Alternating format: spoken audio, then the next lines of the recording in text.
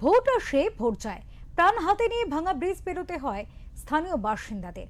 পাকা ব্রিজের আবেদন করেও সুরাহা হয়নি, তাই এবার ভোটের মুখে ব্রিজ না হলে ভোট বয়কট করবেন এই দাবিতে বিক্ষোভ দেখালেন দক্ষিণ দিনাজপুর জেলার কুশমন্ডি ব্লকের উদয়পুর গ্রাম পঞ্চায়েত এলাকার বাসিন্দারা। বিষয়টি জানতে পেরে ঘটনাস্থলে যান কুশমন্ডির বাম প্রার্থী জ্যোতির্ময় রায় এবং বিজেপি প্রার্থী তাপস রায়। গ্রামবাসীরা বিক্ষোভ দেখাতেই এ নিয়ে রাজনৈতিক চর্চা শুরু হয়েছে কুশমন্ডিতে।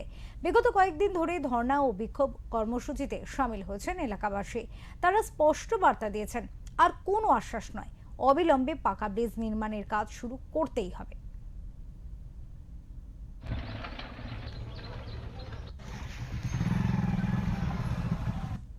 সমস্যা মরে কতদিন বলবো, ওই জন্ম থেকেই দেখতে আসছি ওরকমই। বয়স তো আমার মোটামুটি এখন 58 বছর হয়ে যাচ্ছে। আর সরকার কতদিনে করবে? সবাইকে জানিয়েছি স্যার, সবাইকে জানিয়েছি। সব নেতাকে তা ক্যামেরা লাগাবে, এইভাবে ক্যামেরা লাগাবে, উপর থেকে আসবে, মাপ জপ করবে, চলে যাবে ভোটের আগে। আর যা ভোট গেল তারপরে শেষ, তখন লেজে করে পাওয়া দেওয়া যায় না। এই বিষয়টি বারবার করে কংগ্রেসের আমলে, বামফ্রন্টের আমলে এবং কি সদ্য টিএমসির জামানাতেও মিথ্যা প্রতিশ্রুতি ছাড়া অন্য কিচ্ছু নয়। তারা ব্রিজ করবে বলে কোনোদিনও করেনি। আজকে তার চাক্ষুষ প্রমাণ, এবং গ্রাম বাংলার মানুষ আন্দোলন করছে।